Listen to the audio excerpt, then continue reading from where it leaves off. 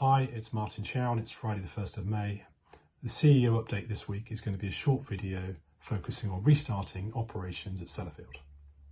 I'd like to talk to you about what the restart is, why we're doing the restart now, how we're going to do that, and then end with a few personal messages from me to you. So what is the restart? Well, the restart, as I think we've already said, it's a progressive restart to operations in a phased way across the Sellafield site, building confidence as we go. So on Monday, we're going to be reopening our offices to carry out some high hazard design work using the high powered computers that are required to do that. So we're reopening offices just for those workers in Hinton House, Albion and Alday. The workplace has been reconfigured to make sure there's workplace distancing for the people coming in. They should feel confident in returning to work in their respective workplaces. We're also restarting construction, one of our major construction sites, namely Beps Diff. And again, that's been reconfigured to make sure that workers can come in a very phased way and start to return to work in one of our critical path facilities for high hazard reduction at Sellafield. That construction site has had 2 walk downs to make sure the arrangements physically are in place for people to have confidence to return to that major construction site. And we want to follow on with those arrangements into other sites as we go through the next few weeks.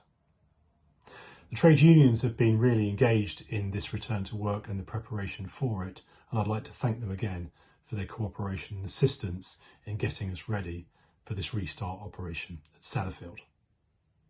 Why are we doing this and why are we doing this now? Well, this work is absolutely essential for us to make progress on our commitment to high hazard reduction and our obligations and our commitments to managing risk at Sellafield. I think we all know what we have at Sellafield, and everyone has a great deal of pride and empathy in our mission to carry out this high hazard reduction work that we need to do. And also the COVID restrictions that we have, I don't feel are going to be quickly resolved. So we need to find a way of working and working successfully and not losing too much time from our schedule and our important commitments to reduce that high hazard and reduce that risk that we have on our main site at Sellafield. Everyone is involved in that, and I ask you for your continued commitment in doing so. So how are we going to do that?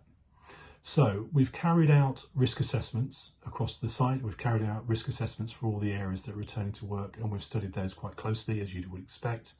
We've then taken those risk assessments and looked at the arrangements in place and gone through a scrutiny process to make sure that everything that we could do, we have done, and that it is truly safe for people to come back to work and they're confident in doing so.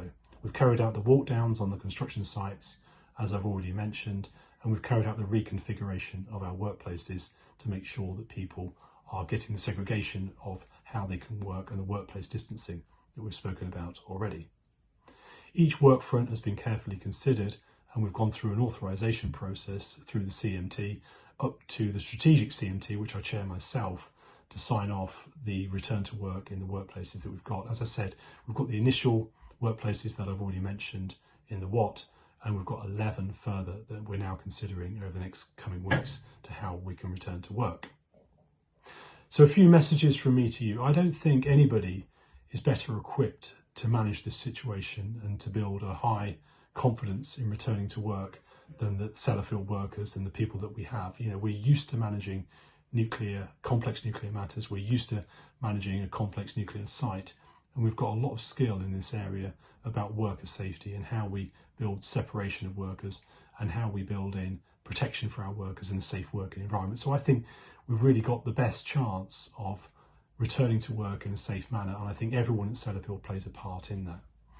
And to end the video really today, I just wanted to ask for your commitment in doing so, to return to work safely, as we all do. I spent time this week in 3 of our locations. I was in Albion, I was on main site in 582, and then I also went to Hinton House to see the arrangements that are in place myself.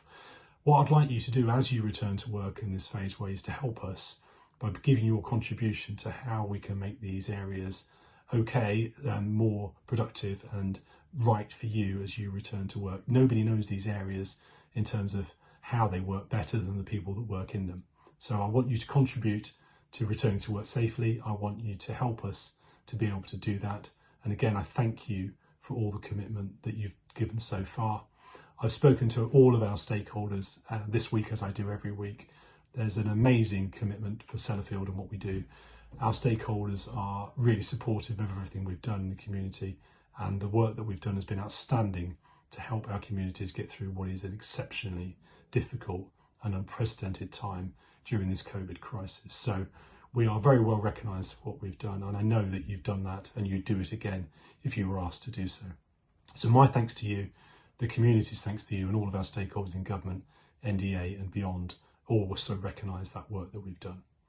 I'll end the call for that today, and I want you all to just take on those messages. There'll be more detailed communications in weeks to come, and I want you all to stay safe, take care of each other, and have a good weekend. Thank you.